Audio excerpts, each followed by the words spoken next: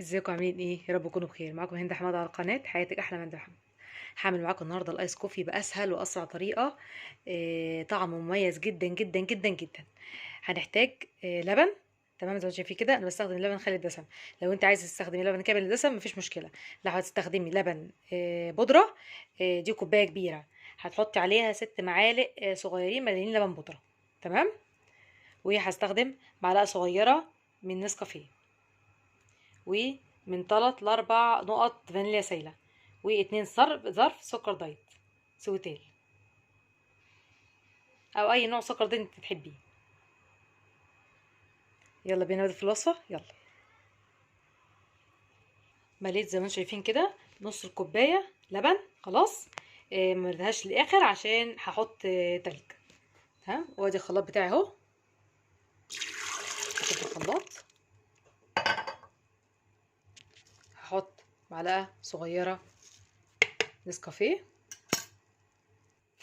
وهحط ظرفين سكر الدايت،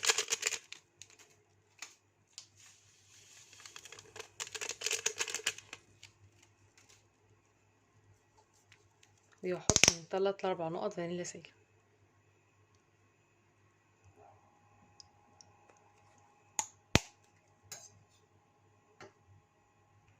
هضربها في الخلاط لحد ما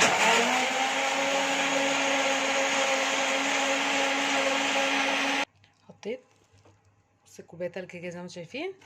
هبتدي بقى ايه اهو، ده شكله. هبتدي بقى ايه احطه.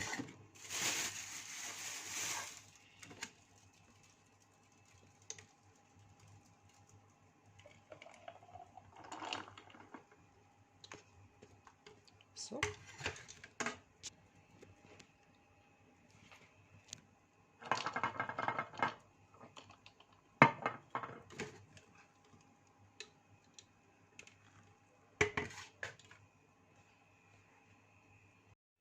شكله بعد التقديم. ان شاء الله جربوه ويعجبكم. طعمه جميل جدا جدا جدا وسريع وطعمه مميز. بصوا الطبقات.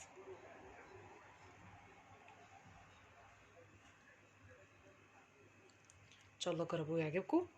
لو عجبك الوصفه لايك واشتراك في القناه، ويا ريت تدعموني بالاشتراك. والسلام عليكم ورحمه الله وبركاته.